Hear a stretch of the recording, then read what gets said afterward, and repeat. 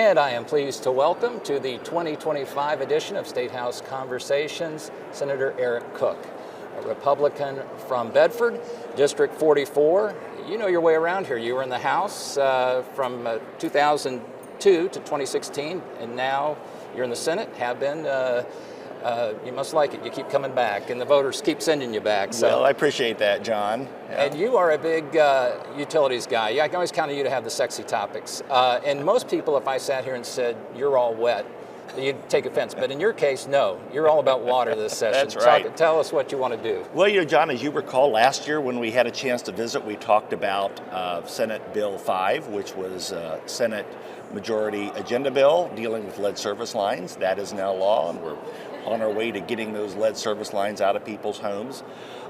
This year I'm carrying Senate Bill 4, which is another Senate Majority Agenda Bill dealing with large volume transfers of water outside of their natural basin and the pipelines used to do that. So we are taking a proactive look at our state's water resources and how do we prudently manage those, but yet at the same time not discourage economic development that always needs water. And we should point out to those who don't follow this closely, it's not as if you just woke up one morning and said, I think I need legislation on water. Clearly, this has been an issue in the state of Indiana. We had the LEAP district, an economic development district up in Lebanon, which the state has invested a lot of money in, showed that there might be additional water needs, and there was a plan to bring water down from Tippecanoe County, different water table, different basin. That created a stir. Some studies have been done to show we do have water as a state, but we need to figure out how to logically and safely get it from point A to point B, and that's where you come in. So how would this work?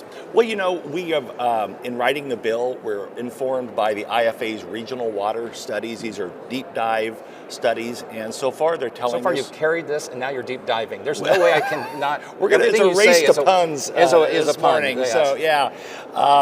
So sure, we're looking at those very carefully, what those studies are telling us. That Indiana has plenty of water. We don't have a shortage. Now, it's not always where it's needed and will sometimes have to be moved. And the studies show even with the projected demand that's going to come from data centers and battery factories and chip factories, we can do it. We got to prudently manage interbasin transfers. And basins are those natural watersheds. We have 10 in the state of Indiana that were created by nature. And so long as you keep water in a watershed, you're not going to have an issue. Nothing wrong with transferring water, but it's got to be done prudently. So what the bill does is requires a permit issued by the Department of Natural Resources for interbasin transfers. And they'll look at criteria.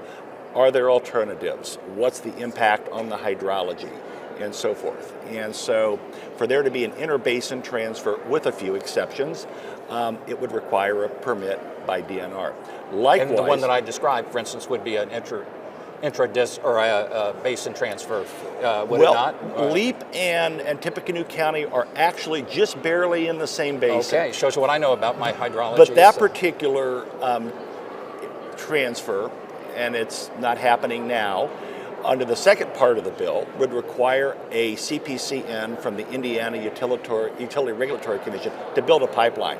So the second part of the bill says if you're going to build a high-volume water pipeline, you've got to go before the IURC and get a CPCN, and that's a second look at that project. Looks at all kinds of criteria.